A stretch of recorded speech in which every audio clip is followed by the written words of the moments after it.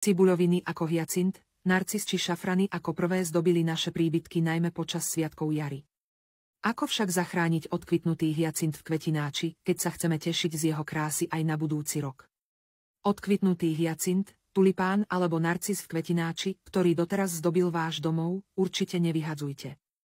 Cibuľky týchto krásnych jarných kvetov môžete totiž zachrániť a použiť aj na budúci rok. Musíte však dodržať niekoľko zásad.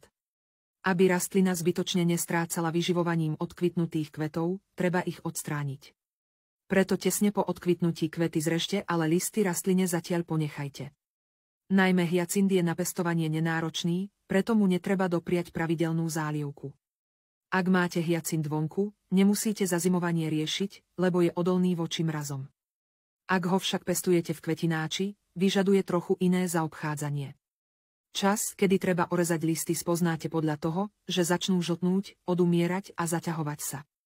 Predtým ich však nezrezávajte. Práve vďaka listom totiž cibuľa hyacintu zbiera energiu a vytvára zásoby na to, aby mohla v ďalšom období, teda o rok, zakvitnúť.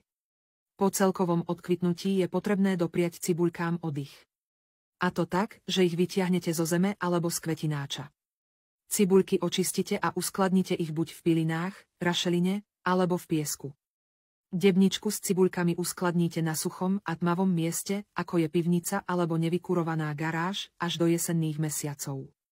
Hyacinty môžete tiež vložiť do hnedého papierového vrecka v chladničke, pokiaľ im dáte vlastnú zásuvku mimo ovocia a zeleniny, z ktorých sa uvoľňuje etylénový plyn. Cibuľky hyacintov sa vysádzajú znova do kvetináčov po 8 až 15 týždňoch potom, čo prešli chladným obdobím. V čase od polovice septembra do polovice októbra si môžete hyacinty vysadiť na záhon. Neodporúča sa sadiť neskôr, lebo pôda môže byť už chladná. V odporúčanom období je naopak zem teplá a cibule majú čas na to, aby si vytvorili koreňový základ a počas mínusových teplôt dokázali prezimovať.